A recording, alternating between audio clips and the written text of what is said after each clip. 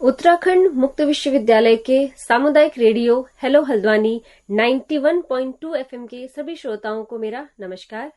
मैं हूं डॉक्टर पूजा भट्ट, विश्वविद्यालय के गृह विज्ञान विभाग से। साथियों, जैसा कि आप जानते हैं कि 1 सितंबर से राष्ट्रीय पोषण सप्ताह की शुरुआत हो गई है। सितंबर के पहले सप्ताह में भारत में पोषण सप्ताह मनाया जाता है, जो कि 7 सितंबर तक जारी रहता है।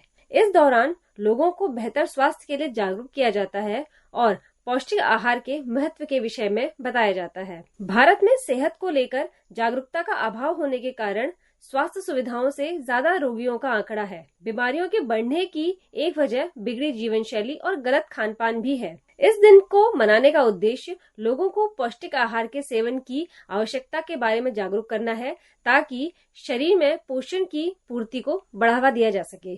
तो इसी श्रेणी में मैं आज आपसे बात करना चाहती हूँ खाद्य समूह के विषय में। जैसा कि हम सब जानते हैं कि वर्तमान में हमें कई खाद्य पदार्थ बहुतायत उपलब्ध हैं। हम इनको अपने आहार में सम्मिलित करते हैं। इस तरह से हम कह सकते हैं कि वे सभी खाद्य पदार्थ जिनकी पोषणीय गुणवत्ता एवं प्रकृति लगभग एक समान होती है, एक खाद्य समूह में रखे जाते हैं। और कौन सा खाद्य पदार्थ किस समूह में सम्मिलित किया जाएगा, यह उसमें पाए जाने वाले पोषक तत्वों पर निर्भर करता है। यह आवश्यक नहीं है कि खाद्य समूह के अंतर्गत आने वाले सभी भोज्य पदार्थों में सभी पोषक तत्व समान मात्रा में उपस्थित हों, परंतु यह निश्चित है कि उन सभी में कुछ न कुछ पोषक तत्व समान रूप से उपस्थित होंगे। एक जैसी पोषणीय गुणवत्ता वाले खाद्य पदार्थों को एक समूह में रखने के कुछ लाभ हैं, जैसे पोषण विशेषज्ञों को अनुशासित आहारीय भत्तों तथा निर्धारित पोषक तत्वों की मात्रा के अनुसार आहार नियोजन करने में सुविधा होती है। आम व्यक्ति भी खाद्य समूह के माध्यम से विविध खाद्य पदार्थों की पोषणीय गुणवत्ता को आसानी से समझ सकते हैं तथा इनके उपयोग द्वारा स्वयं के लिए आहार नियोजन कर सकते हैं।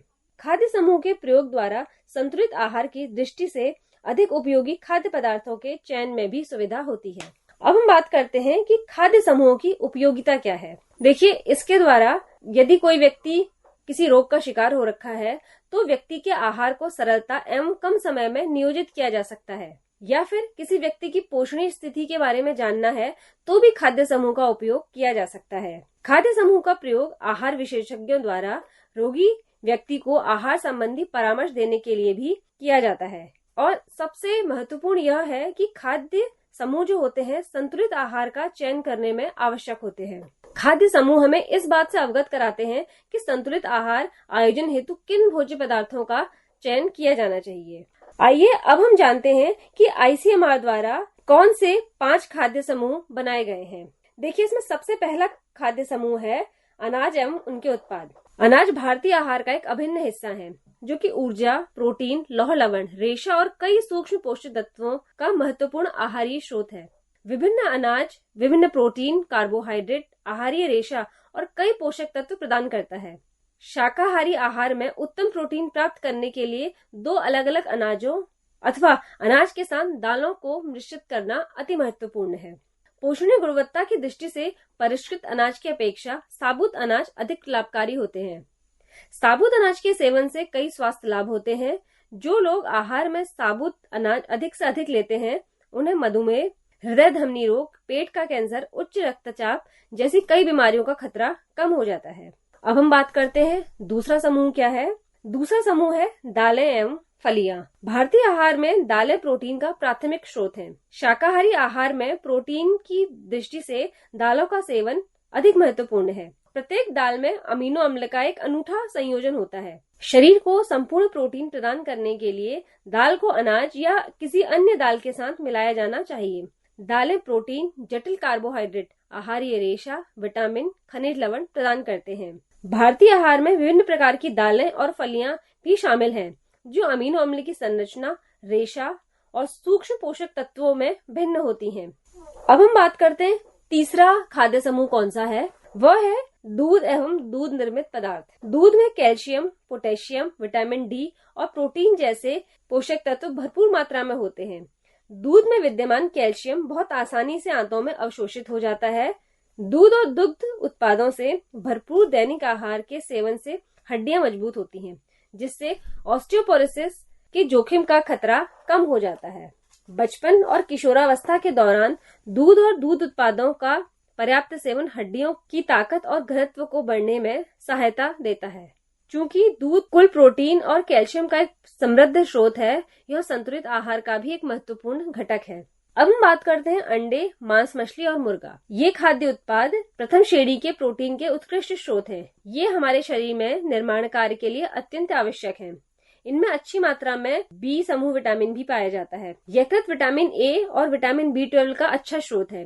अंडे में लगभग सभी पोषक तत्व होते हैं, लेकिन विशेष रूप से प्रोटीन, वसा, विटामिन ए, लौह लवण और कैल्शियम और फास्फोरस के ये अच्छे स्रोत होते हैं। अब हम बात करते हैं चतुर्थ समूह, जो कि है फल एवं सब्जियां। इस भोजन समूह में ताजी सब्जियां और फल शामिल हैं, जो हमारे शरीर को सुरक्षा पोषक तत्व प्रदान करते हैं, अर्थात विटामिन और खनिज लवण। इस समूह में शामिल खाद्य पदार्थ में पालक, मेथी, बंद गोभी, फूल गोभी, गाजर, पपीता, आम, सेब, टमाटर, नींबू, संतरा, अमरूद, आंवला आदि आते हैं। हरी पत्तेदार सब्जियां तथा नारंगी और पीले रंग के फल और सब्जियां हमें मुख्य रूप से कैरोटीन प्रदान करते हैं। विटामिन सी ताजे खट्टे फलों में पाया जाता है।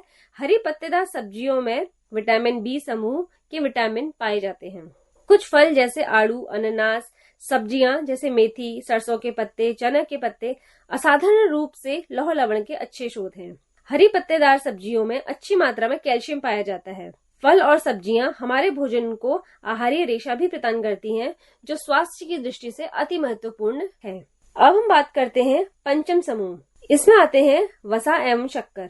वसा और तेल जैसे वनस्पति तेल, हाइड्रोजनीकृत वसा और शुद्ध घी ऊर्जा के सघन स्रोत हैं। ये लगभग 9 किलो कैलोरी प्रति ग्राम ऊर्जा प्रदान करते हैं। ये मुख्य रूप से खाना पकाने के माध्यम से उपयोग में लाए जाते हैं और इसलिए आहार का एक आवश्यक हिस्सा बनते हैं। वसा और तेल हमारे भोजन को अधिक स्वादिष्ट बनाने में भी मदद करते हैं। चीनी, गुड़, शहद कार्बोहाइड्रेट के रूप में ऊर्जा की पूर्ति करते हैं। ये खाद्य पदार्थ लगभग 4 किलो कैलोरी प्रति ग्राम ऊर्जा प्रदान करते हैं। चीनी कार्बोहाइड्रेट के रूप में हमारे आहार में ऊर्जा का मुख्य स्रोत है। कार्बोहाइड्रेट प्रदान करने के अतिरिक्त गुड़ लौह लवण का भी एक अच्छा स्रोत है।